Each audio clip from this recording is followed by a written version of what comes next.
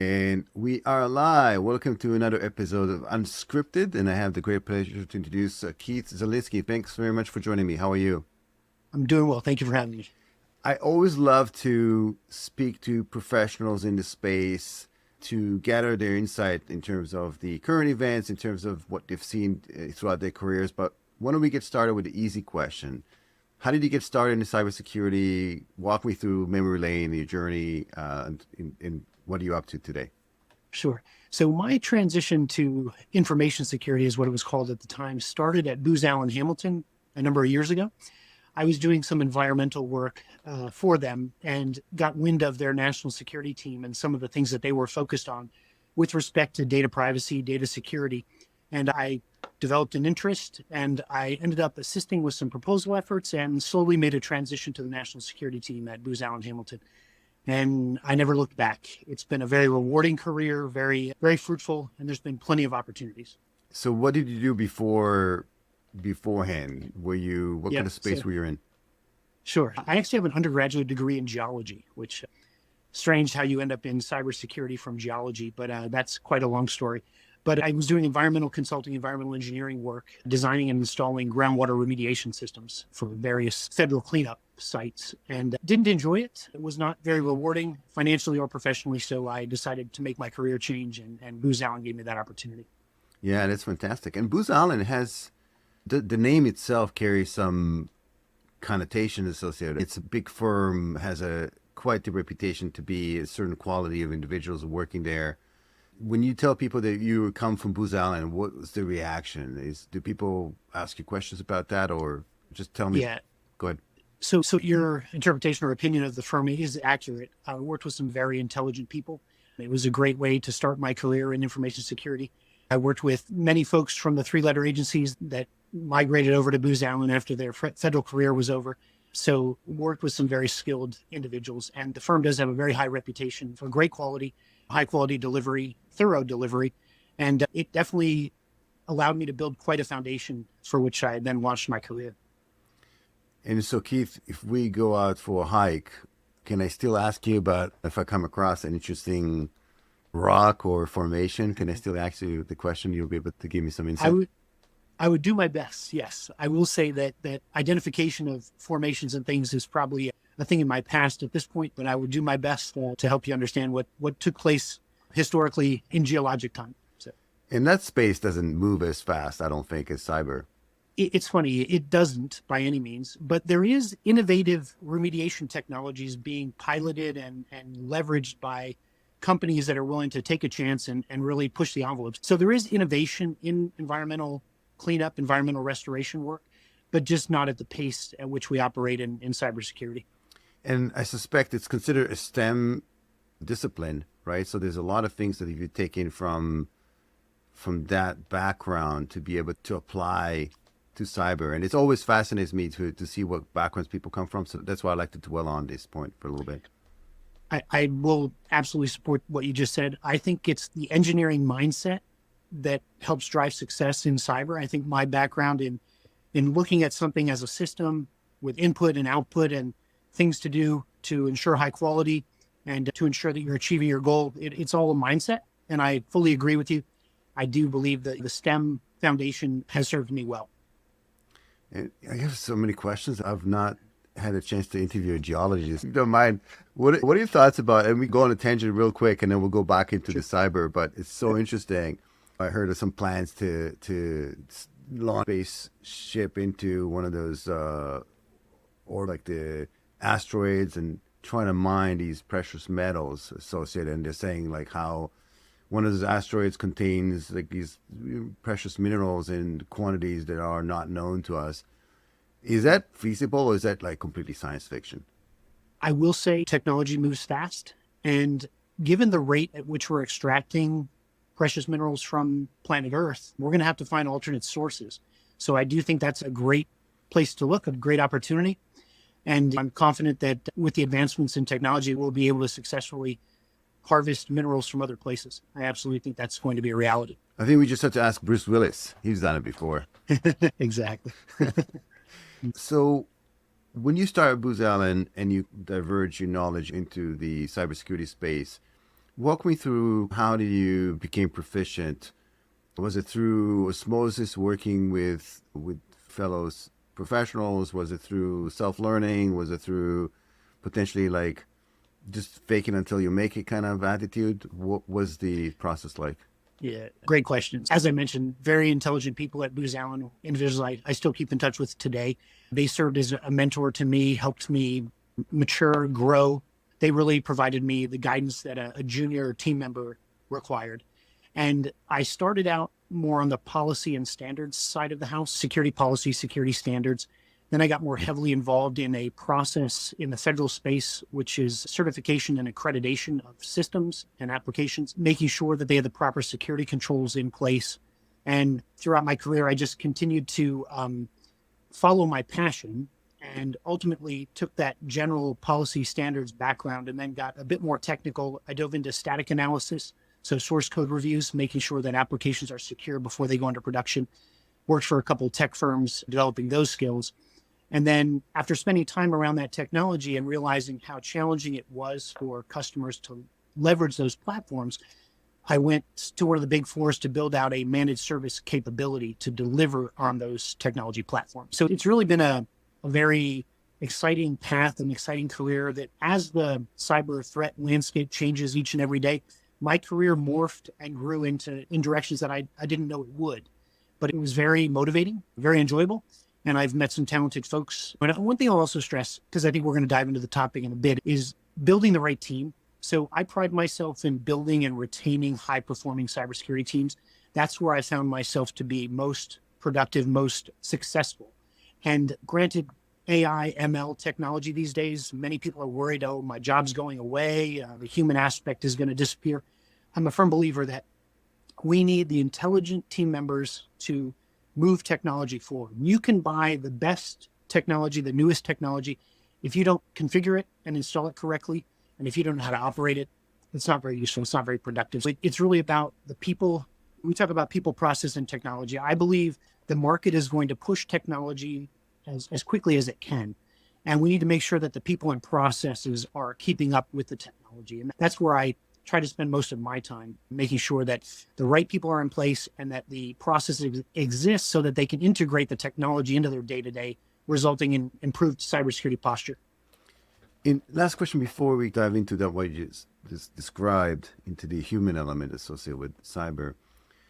A lot of people fear this kind of imposter syndrome, where they might get some formal training, or like in your case, they had formal training in other discipline, and then they move into the space, and then they have to very quickly on the job training become proficient, or at least pretend they're proficient, but they always feel like they don't know enough, or they're not capable enough, and then they have to, quote unquote, pretend they know it. What is your recommendation to somebody who's done that, to make sure, A, you're quickly up to speed, and then that you're still able to provide value, even if you're not 100% sure? Because nobody is. This is this is a fast moving target in cyber. Like this, even if we have knowledge, if you don't constantly keep up, within 6 months, things might change. So what's your take on that? Yeah, no, a very interesting topic, and also a troublesome topic. The market, the cybersecurity space, is moving at breakneck speed. There's no doubt about it. And so what I try to ensure is fostering a continuous learning environment for my team members. So you may not be an SME in a particular area today, but if you find passion and interest in an area, let's provide the culture so that you can push yourself and develop the skills that you need to be the subject matter expert in that space. So I do believe there are some challenges, and I'm a firm believer that hands-on experience is the way to learn. We didn't mention, but I also teach a course at Fordham University on cybersecurity. It's important to provide continuous learning opportunities. Formal education is important, and certifications also carry a lot of weight in the market. But really, we need a balance between formal education, certifications, and hands-on experience. It's important to retain those technical folks on your team so that they can continue to grow and mature and mentor some of the junior staff, so that they have team members to grow as the organization grows. And it takes time and dedication, right? And currently there's no excuse. There's a lot of resources available for anybody to to establish that knowledge, even the costs associated with running a lab in your house or doing like pro bono project is minimal, right? Absolutely. Yeah, I would say what we are presented with, the environment in which we're operating, we're able to build and grow and continue to develop technical capabilities as individuals, as team members, as teams. So we definitely have a healthy environment to facilitate that growth and that building of those technical competencies. Absolutely. Interesting. So let's dive into kind of the human element. You mentioned that this is something you absorbed throughout your career, how important that is. And it's part of the people process in technology. And the people aspect of it, it seems to be almost always the weakest link. People know the issues between the keyboard and the chair. And there's this whole thing about awareness training. There's all kinds of different topics associated with this element. So why don't we maybe pinpoint a couple of things that you've absorbed throughout this past couple of years? Sure. So I think the first point that I think is critical is that cyber awareness, the cyber culture comes from the top down. If your leaders are not 100% on board with a cybersecurity awareness program or a cyber aware team or culture, it won't be successful. It cannot be a check the box exercise for part of it with every team member. So if you have an executive who's just saying, okay, complete your training, check the box, it's not going to be successful. They need to be part of it. They need to lead from above or from in their role. And it needs to become a culture. It needs to become, I always say, part of the team's DNA. And obviously we know changing DNA is difficult or modifying DNA is difficult, but this is something that must be part of your day to day. And so from my perspective, if I have the opportunity to grow the team, hire the team, build the team, that's the ideal situation, because you can, through the interview process, understand who is going to be cyber aware, who has risk management thoughts in the forefront of their mind. And those are the people that I'm going to pull into my team. So that's the best way. If you can organically build the team with those professionals who value cyber awareness, have a DNA that focuses on cyber hygiene, that's the best way to start. You say culture beats strategy any day. I'm a firm believer. And I believe the strong culture will drive a successful strategy. But you can have a great strategy. If the culture's not there, the strategy may be difficult to execute. And Keith, this is a 10,000 foot overview. Like you say, okay, as a leader, you have to put that first and lead with example. But how do you do that on a day-to-day basis? Let's say your business is not focused on security, obviously. And even if you are, let's say you're a manufacturer, you're an accounting firm, whatever the case, or you're a legal firm, and you're running the show, and you still think that security is important, but then how do you do that? What kind of actions can you take to instill that in the entire organization so people realize that's something they need to do and they need to back you up? Absolutely. So I think there's a few ways to do that. And what I will say, I pride myself from leading from within. So within my team, I'm happy to roll up my sleeves and sit with my team and discuss relevant topics. And during my leadership meetings, there would be time reserved for cybersecurity topics, current risks, current threats, whatever the pressing issues are, or whatever might be in the news. We would spend time talking about that. I'm also a big advocate of a weekly or monthly cybersecurity awareness correspondence. So a newsletter or something being distributed to my team members to, now the hope is that they read it. But again, I'm going back to that cyber culture. They're going to have the desire to grow their knowledge and read that particular newsletter, because that's the type of team dynamic that I try to grow and cultivate. So I do think keeping them apprised of current events, current threats, current vulnerabilities, etc. It's a very powerful way to keep that in the forefront of their mind and make sure that they're aware of the current risks in the current industry that they're working in or with the current company they're working for. But we're all very exposed to the phishing exercises and things like that companies are using. I do think those are actually very valuable, but they need to be done well and they need to be done in a timely fashion. So there's some things that could be improved there. But again, every time you touch your keyboard, every time you lock your machine, every time you unlock your machine, you're always thinking about the risks and the concerns. You don't walk away from your machine and leave it unlocked. So there's a lot of things that need to be part of the day-to-day activities of the team. But again, I lead from within. I educate my team. So I had a very globally dispersed team a number of years back. And I traveled to the geographies to sit with the individuals to talk through the cyber landscape in which we were working, how that impacted our clients, how it impacted us. And so I just try to provide a continuous education environment for my teams. And I found value in sharing examples of where I made mistakes as a cyber professional. I fell prey to one of the phishing exercises and I admitted to it. I mistakenly sent data outside of a policy that we had in place with a particular customer. And I owned it and I tried to mitigate the risks as quickly as possible. I try to let my team members know that we're all human and we need to do our best and we all make mistakes and we should learn from them. So that's the kind of culture I try to build and cultivate within my team. And we touched on this earlier, I try to include my team in the education of staff members. So I'm a very big advocate on lunch and learns. So if we have a team in the office or virtually, once a month, we will meet and have somebody present on a topic that they find very interesting and that they have passion in, and they share their knowledge in that space with other team members. So it helps to encourage continuous improvement, continuous learning, etc. And then the other piece, I also feel incentivizing individuals to performance, cyber awareness, etc. So if there's a way to build an incentive program to reward people for doing the right thing with respect to cyber hygiene, that's a program that can work well also.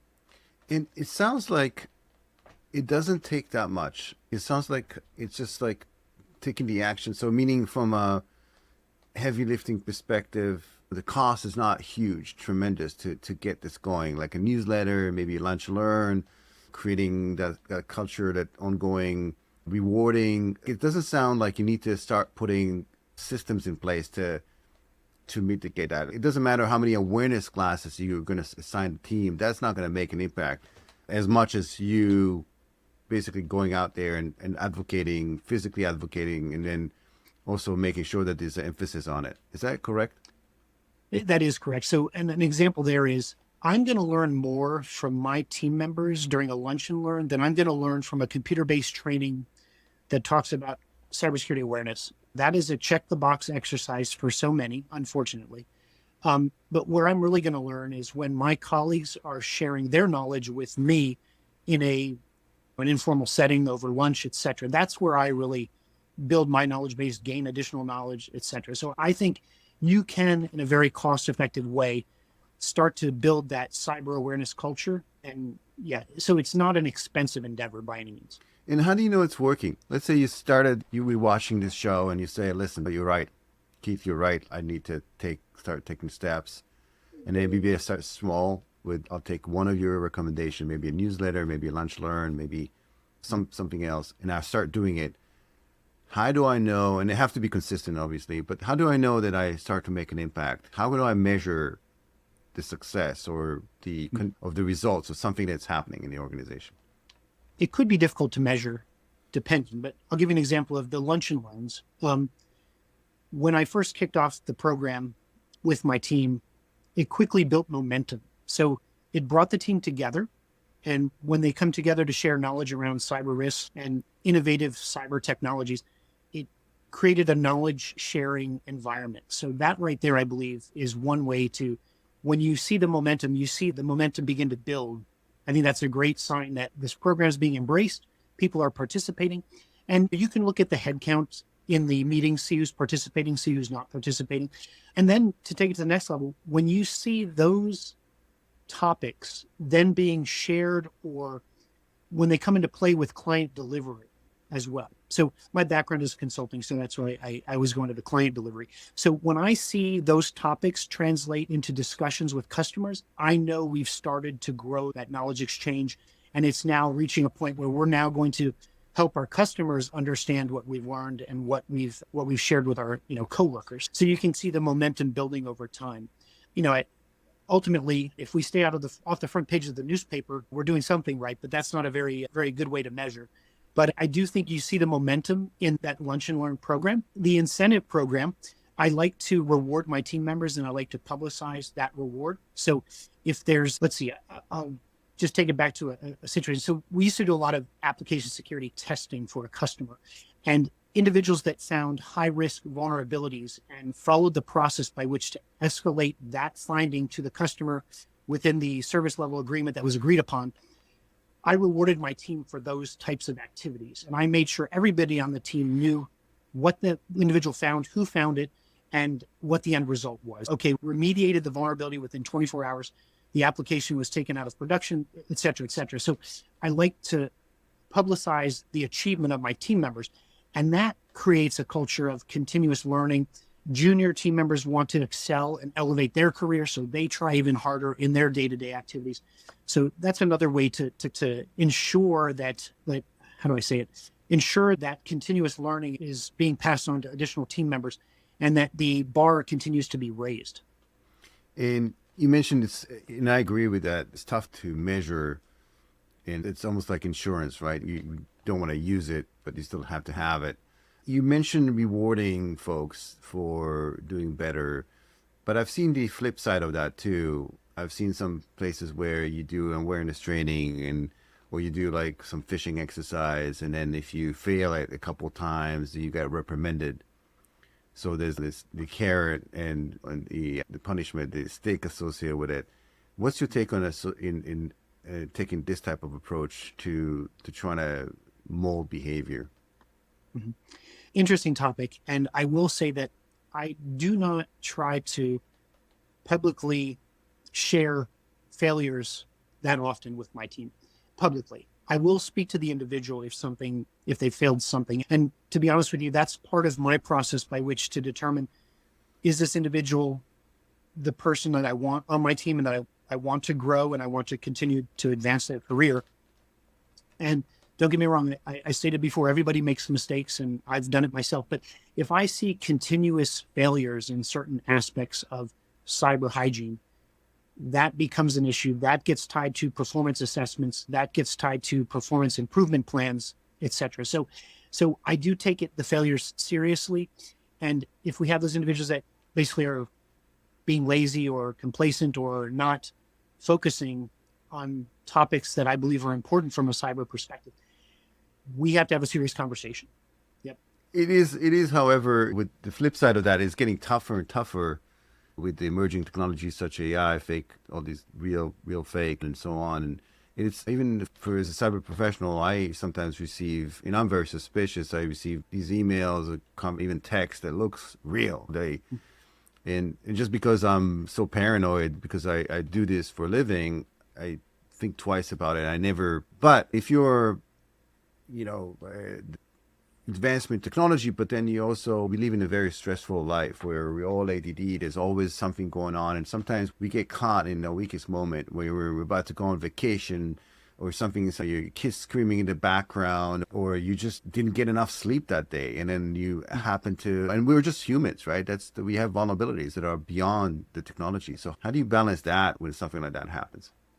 Yeah. So great question. And it's interesting. That then brings up the question of resilience and the ability to recover from a mistake. And it could be something as simple as you're getting ready to leave for vacation, you're busy, and you respond to a message you probably should not have responded to. Then you have to kick into, okay, is my bank account at risk? Is my credit card at risk? So you have to, depending on what message you responded to. So you have to constantly be aware of, how am I going to recover from a mistake? And I would be willing to bet, while corporations are looking at that more closely based on regulatory pressure, individuals, we're probably not spending enough time focused on our personal ability to recover. So I think there's some time and effort that can be spent there. But I'm a firm believer, those strange emails, those strange text messages, if somebody really needs to reach me and there's something critical, they can still pick up the phone and call me. So I'm very resistant to falling into those types of traps, and that's just my personal best practice. And perhaps I've missed the point of your question, so if you want to just restate, I might have started heading down. No, it is. I'm just talking about the fact that there are so many variables associated with potentially doing something wrong that are outside of the person's control, and maybe the consequences are that they're going to make the same mistake twice, and you see this in incident all the time. There's always news about people getting, just recently somebody wired $25 million because somebody they imitated Right. the entire team. And I'm sure that person is not stupid. So the one thing that has served me well in the past with situations like that is it's very important to perform a root cause analysis after an incident and make sure you understand what failed, the people, the process, or the technology, and maybe the governance failed. So you need to look at the root cause, and there has to be a lessons learned or an out brief with all of the impacted parties, all the participants, all the stakeholders, in hopes that we can change the habit or the behavior and prevent it from happening again. It's difficult. It's not perfect. But if you do not perform the root cause analysis, you will have trouble preventing it from taking place again. And let's dive a bit into the kind of building teams. You alluded to it a couple times. The ability to pick the right individuals, mentor them, to get them to where you want them to be, and basically shape the entire team almost in your image and be able to replicate what you believe and your knowledge. And so we have a lot of challenges right now. Is a lot of people looking for jobs, as you mentioned, you alluded to as well. AI is in the background, the ability to use like the co-pilot to elevate your skill set. So the question is, if you're a leader today and you have, and we always, again, there's a pressure to do more with less. Maybe the economic conditions are becoming unfavorable to technology and personnel investment. In the background, there's all these compliance requirements that are being pushed on from above. We are economic or knowledge-based economy, so the crown jewels are always some technical or like some knowledge that is being guarded by the company. There's tons of different variables that are impacting the ability to be successful in any cybersecurity program. And the piece of the individuals is just one piece of it.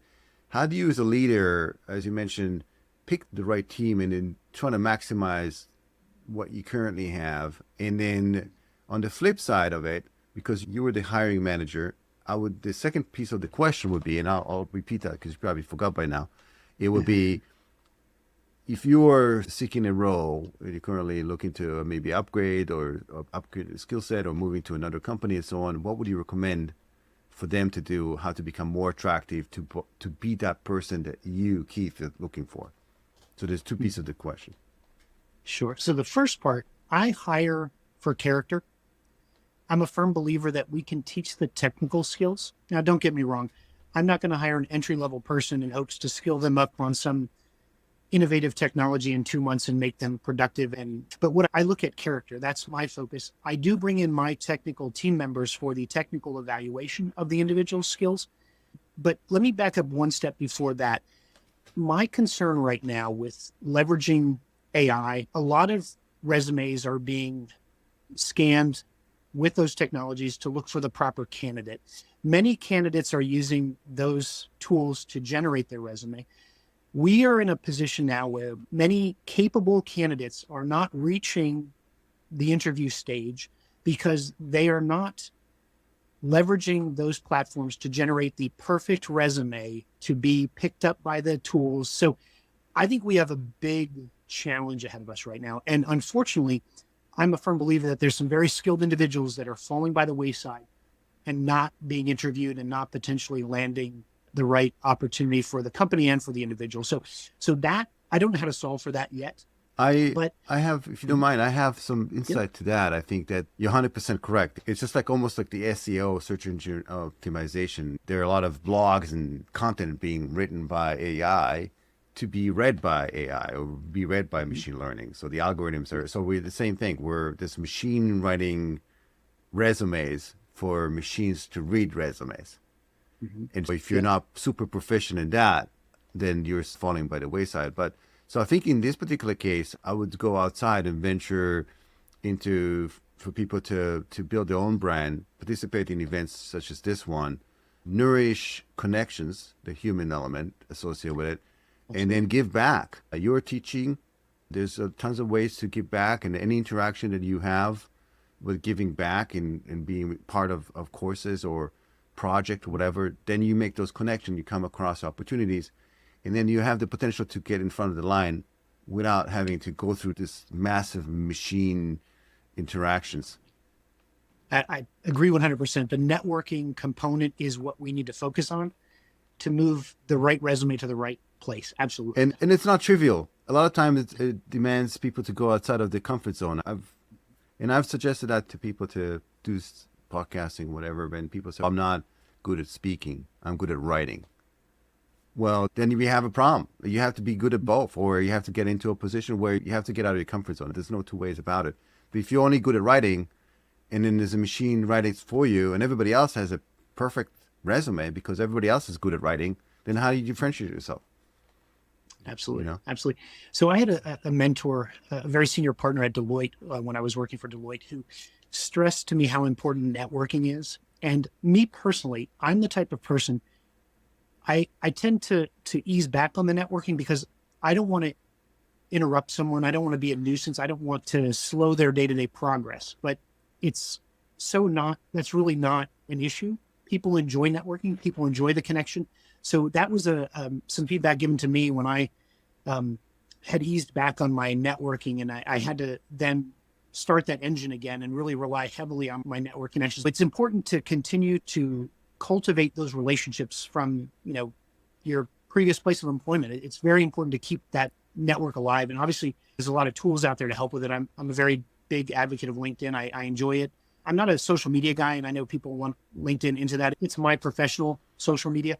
So I'm a big advocate of LinkedIn. It's a great way to keep in contact with everyone. But networking is the key to success here. Absolutely. And in COVID, the problem with COVID was that it disrupted that personal touch, and a lot of people got lost during the isolation components to it. So a lot of people find it harder to come back into meeting people, and we got lazy too.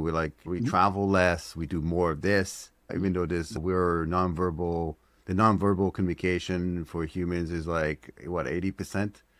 So, and we're right now we're only seeing, I guess, a fraction. So we only get 20% of it, right?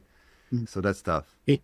It's funny that you bring that up. The last time I met with an individual in person after doing some virtual meetings, I'm 6'5", and they met me for the first time. They were like, "Wow, you're tall." And I'm like, you don't see that sitting behind the desk. And not that it's important, but it is meeting the entire person. And a handshake, there's something very powerful in a handshake, and you don't get that anymore. And another piece, had a large team in India, 2 different locations, and just the process or the act of distributing your business card to that person. It's a very formal process in India where they hold it with both hands. They nod at you when they hand it to you. In the US, we toss them across the table if we're in a meeting.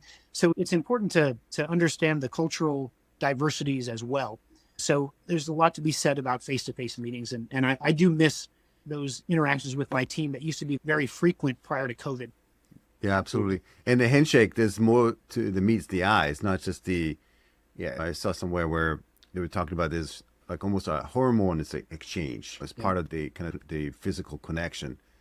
And until we managed to, I'm still waiting for the full-on tactile suit for people to, and then a full screen where we can just basically be there. And I think that's coming next. I'm sure it is. So coming back to the building of the teams, you mentioned that it's super important. It's part of the success of entire cybersecurity program is to pick the right team. And you mentioned that character is it. Character beats the technical piece, because technical piece, you can get them to, from a certain level, you can get them there. So how do you test for that aside from, and I've heard some stories where, for some key role, somebody got picked up from the airport by a cab or whatever, and then depending on how they were courteous or how they were treating the driver, so the interview started when they were picked up. I don't know if that's something that can be done. If you don't have these abilities to do so, and test somebody at the airport or on the way from the airport, how else can you test for character? Because you have limited time, but you might just have lunch with them. Mm-hmm. Absolutely. It's funny you bring that up about the trip from the airport or what have you. So when we brought candidates into the office, I did ask the receptionist how they interacted when they introduced themselves, when they sat waiting, things like that. There's also a lot of information that can be gleaned from the time they spend sitting in the waiting room. I often ask questions about certain things in that area and see if they were paying attention to the things around them, because I think an individual should be very alert and very aware of their surroundings at all times. Yeah, I think there's a lot of information to gain or glean from limited interaction. I also think presence online can obviously be huge as well. Obviously, look at social postings and things like that. And I present a lot of scenarios to the candidates when I'm talking with them to understand how they would respond to various situations. And I think that's just something that needs to be part of the interview process. So you can really dig into how they would respond in a situation where there's other team members involved, where there's clients involved, where there's possible risks involved. So I try to present not a complicated, but a very thorough scenario for them to then walk me through how they would respond. It's still, and you're right. There's some tactics. I'm sure some three-letter acronym have perfected the method of finding out who you are and your character fairly quickly. But you have fairly limited in the corporate environment. You can't stress it too much. You can ask a question there's no answer, for example, and see how they react, or something you know is wrong. There's different ways to do this. If you were looking to expand your skill set today from a technical perspective, and then maybe potentially to increase the level of character and your soft skill per se, what would you do if you were a professional looking to get that managerial role, to get that leadership role in, or if you're just starting out and you want to get into more proficiency and get a more significant role in the space, what would you do? Sure. I'm going to default to a popular topic these days, and I think AI and ML knowledge is going to be very valuable. And it can be from a perspective of how can we leverage it securely in the work environment to be more successful and more efficient. It can also be in a way to how can I build or solution for customers leveraging AI or ML. So there's different ways to look at it. But what I will say is having knowledge in AI and ML and how it's going to integrate into the day-to-day is very important. If you're going to get into a leadership role and try to update and advance the strategy or the vision or the mission of the organization, AI and ML are going to play a large role moving forward. There's no doubt about it. And I believe an area where we need to be careful is the intersection with data privacy and security. So very valuable tools, but if not used correctly, can be detrimental to your cyber program. So need to treat them, they need to advance securely within your organization. So I think time spent there is very valuable. I also think that the zero trust concept that's very popular now in the Department of Defense, and it's making its way into commercial entities as well. There's a lot of time to be spent there. There's a lot of opportunities to grow in that space as well. Those are two areas where I would spend some time. There's also the post-quantum discussion that's gaining popularity as well. I think there's a great future to spend career time in the quantum space as well. And it's amazing to see how this space always evolves. It used to be like trust but verify, and now it's zero trust. And there's some emerging tech. Is anything that makes you concerned? We can see there's a lot of these technologies. So we don't live in a bubble. As we defenders utilize AI and machine learning to protect, and the adversaries are sometimes I feel like they're way ahead of the game because they're like adopting very quickly, like most of these technologies, and creating very tailored, for example, phishing campaigns and deep fake and so on. Any technologies particularly that make you more concerned and with our ability to protect it, it's always a cat and mouse game. Mm-hmm. So I will say that I've seen a number of customers that have purchased a lot of this threat intel and systems to help them prevent attacks, respond to attacks, etc. But they are having to consume so much data that they're not being effective in leveraging that information. I would say automation is very important. Leveraging AI in those activities, the extended detect and respond solutions. We need to step back to my AppSec days where our goal was to give actionable feedback to developers to make their applications more secure. What we need to do now in the detect and respond or extended detect and respond solutions is we need to make sure that the results that are given to the SOC team members can be actioned immediately. So we need to triage and sort through the noise and things and give them truly actionable activities to take on that will result in attack surface reduction, assist with vulnerability management, et cetera. There's just a lot of great intel and a lot of great solutions providing valuable information to a customer, but we need to get the consumption part of that mastered a bit more. So.